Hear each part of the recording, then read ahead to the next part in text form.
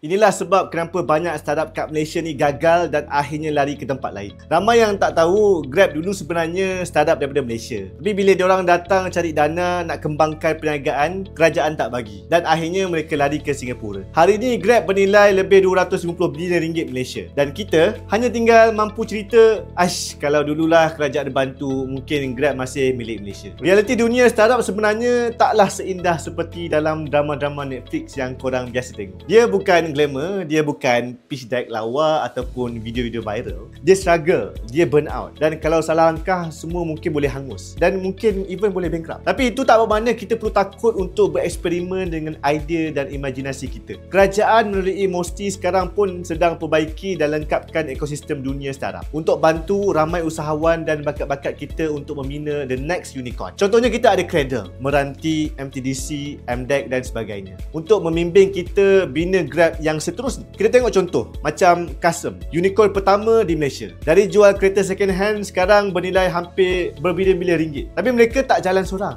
Ada mentor, ada network, ada pelabur. Semua hasil daripada ekosistem yang hidup. Dekat luar negara pun sama. Airbnb pernah kena reject berpuluh-puluh kali sampai jual kotak cereal nak survive. Canva ditolak lebih 100 kali sebelum pelabur nampak potensi. Bezanya mereka ada community, ada akses kepada ilmu dan peluang. Malaysia sekarang nak cipta ekosistem macam tu. Bukan sekadar cakap tapi dengan tindakan. Sebab itulah Cradle akan anjurkan Startup ASEAN Summit awal bulan di KL nanti. Hasratnya adalah untuk menghimpunkan semua players, pelabur, pengasas, mentor dan pembuat dasar di semua satu tempat. Dan dekat sinilah kau boleh belajar cara sebenar nak scale kau punya bisnes startup itu. Macam mana nak cari funding dan macam mana nak bina bisnes yang bertahan. Bukan sekadar jadi trending. Orang selalu kata chase your dreams or your passion. Mungkin dengan join event ni korang punya passion selama ni yang dah pun terpadam lama tu akan menyala balik. Kita bukanlah nak cari the next Steve Jobs. Kita nak jadi orang yang hasilkan job untuk orang lain.